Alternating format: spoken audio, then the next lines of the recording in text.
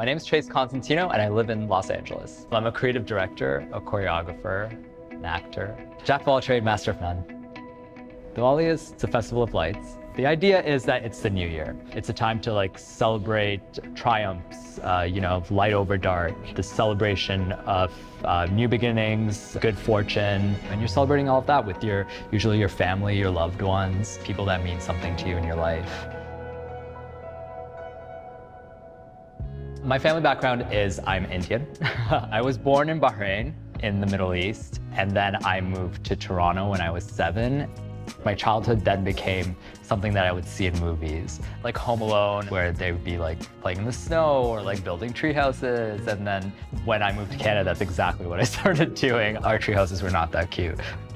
So when I was a child, Diwali was more so just something that was a little more formal, and it definitely wasn't a religious aspect for us. It was definitely through friends and family friends stopping by. But now that I'm older, I can actually appreciate these functions. I can appreciate the sentiments behind it. Diwali means to me, it's a time to celebrate with my friends and my chosen family. I think the idea of chosen family and why I word it that way, because I guess I could say close friends, best friends. They've been there for aspects of my life. Not to say that my family hasn't been there. It's more so that my friends and my chosen family were always they were the first people that I came out to, that knew about me. But it was never an issue. I am who I am. It was never a thing, and they never made me feel less. It's not enough to call them just close friends. It's the fact that they are family.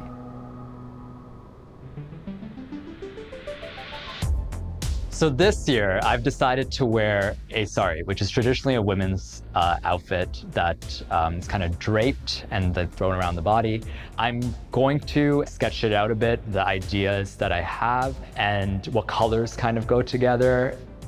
I picked one that I believe is South Indian. So you'll see more silk, it'll be more gold thread work. And then I steam everything. I have to iron the sari, which is usually brutal because it's so long. It's a lot of fabric. And then once I have that, I tie it dhoti style. So I tie it on one side, wrap it around, and kind of pleat it. This time I decided to wear a women's choker. I mean, not that it has to be women. Clothing is just clothing, people. Doesn't matter who wears it. But I'm gonna tie in my own Western element and have a suit jacket with it for kind of a fusion, Western, North American meets Indian, which kind of represents who I am, which is, this modern, Western influenced Indian still, this North American Indian, this queer North American Indian, I guess. It just makes a statement, and I'm all about making a statement. Preparing for Diwali, there's several things that you would do. One, obviously you have to cook. And then from there, you decorate. You obviously have to get your place lit up with diyas and candles and however you want, lights everywhere. It's the festival of lights, so you have to have lights everywhere, right? So there's a puja that kind of goes on. A puja is a prayer. And then after that is when everyone gets together and they eat, as we do in any Indian holiday. The food is actually really good. So good. Food is so good. There's always a lot of food, always a variety of Indian dishes. Everything is just so flavorful. Yeah, and then from dinner, it'll go into dessert. Usually this is where a lot of the mithai comes in, the Indian sweets. But after that, just gives us energy to dance, which is usually the most fun part of the night. Partying with us is always a party.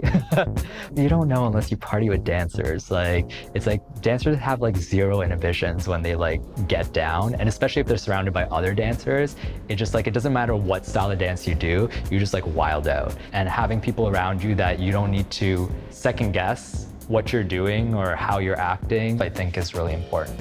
Truly, when someone dances from their heart and from their soul and they're actually enjoying themselves, it's so much more captivating.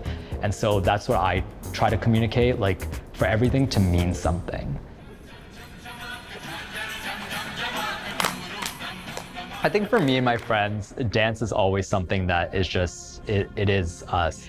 and you kind of get to see people in their element. It's like seeing a bit of their soul, and we're all just trying to connect with people. That's like life. We're all just trying to connect with people. And I feel like these occasions are just another way of connecting with people. So when I do choreograph or organize things, I'm like, just show them you, like show them what's inside, like show them that joy, that heart, like whatever you're going through, that's what's gonna captivate and resonate with people the most.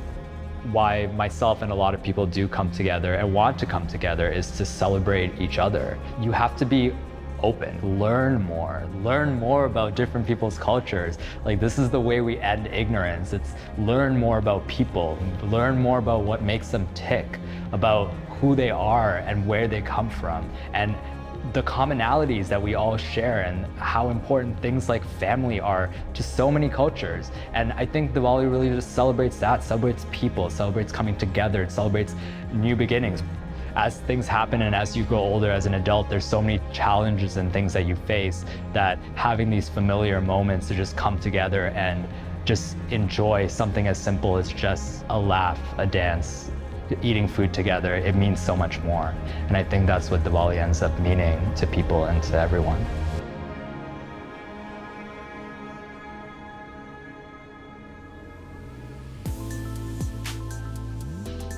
Thank you so much for watching my episode. Thank you to Target for helping me bring this to you. My friends and me had so much fun. Make sure to check out the other episodes in the series, and don't forget to subscribe to Target's YouTube channel.